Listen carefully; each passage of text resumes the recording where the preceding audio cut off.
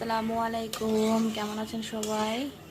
আমি আজকে রান্না করছি লাউ চিংড়ি। তো আমি মশলাটা দিয়ে দিয়েছি। লাউ চিংড়ি রান্না করতে সবাই পারে, কিন্তু আমি লাউ চিংড়িতে কখনো গুঁড়ো মরিচ অ্যাড করি না। কাঁচা ঝাল মানে কাঁচা মরিচটা অ্যাড করি, তাহলে লাউ চিংড়ির যে অরিজিনাল কালারটা সেটা বজায় থাকে, লাল হয় না, সুন্দর সবুজ সবুজ থাকে। আমার কাছে এটা ভালো লাগে। আর লাউ চিংড়িটা রান্না তো সবসময় লাউটা আমি সবসময় ট্রাই করি মশলাটা চুলায় বসিয়ে দিয়ে দেন আমি লাউটা কেটে নিই, কারণ লাউটা কেটে সঙ্গে সঙ্গে বসালে আমার কেন যেন মনে হয় লাউয়ের আর টেস্টটা বজায় থাকে আর খুব দ্রুত লাউ রান্না হয়ে যায়। তো দেখতে থাকেন আমার লাউ রান্না। মশলা কষানো শেষ, আমি এখন লাউটা কেটে ধুয়ে নিয়েছি।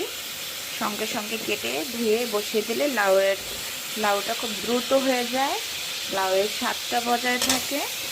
আর শীতের লাউ তো এমনিতেই অনেক মজার হয়ে থাকে। আর এখন আমাদের দেশে সারা বছরই লাউ পাওয়া যায়, কিন্তু শীতের লাউয়ের টেস্টটা কিন্তু সারা বছর পাওয়া যায় না, আমার কাছে যেটা মনে হয়। তো লাউগুলি আর আমি লাউ অলওয়েজ একটু বড় করে মোটা করে কাটি, কারণ শীতের লাউ তো এটা গলে যাবে, এরকম থাকে না। সবজি আমার কাছে একটু বড় কাটা ভালো লাগে। তো এই তো লাউ দিয়ে দিলাম। তো লাউটা নেড়ে চেড়ে নিয়েছি, এখন ঢাকনা দিয়ে দিব। আমি লাউ রান্নায়, শীতের লাউ রান্নায় আমি নর্মালি পানি দিই না, পানি ছেড়ে লাউটা অনেক সুন্দরভাবে হয়ে যাবে। তো এই দেখেন লাউ অলমোস্ট হয়ে গেছে। আমি কিন্তু লাউয়ে কোনো প্রকার পানি দিইনি, লাউ কুটে ধুয়ে বসিয়ে দিয়েছি এবং তাতে যে পানিটা বের হয়েছে সেই পানিতেই কিন্তু লাউটা রান্না হয়ে এতটুকু পরিমাণ ঝোল এখনও অবশিষ্ট আছে। তো হচ্ছে আমি এখন একটু ধনেপাতা অ্যাড করবো। শীতের লাউয়ে ধনেপাতা না দিলে আমার কাছে ভালো লাগে না। তো দেখতেই পাচ্ছেন আমি লাউয়ে কাঁচামরিচ না ইউজ করাতে লাউটির কালারটা লাল হয়নি, কালারটা সুন্দর আছে। তো লাউ চিংড়িতে আমি এইভাবেই করে থাকি, এটা আমি লাল মরিচ অ্যাড করি না। তো আমি এখন ধনেপাতাটা দিয়ে দিচ্ছি।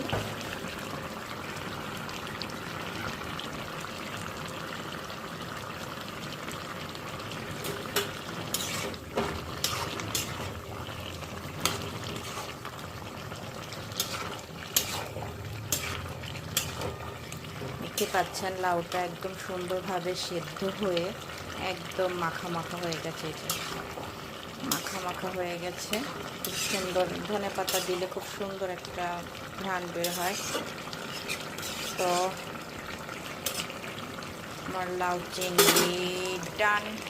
তো ভালো থাকবেন সবাই, আল্লাহ হাফেজ।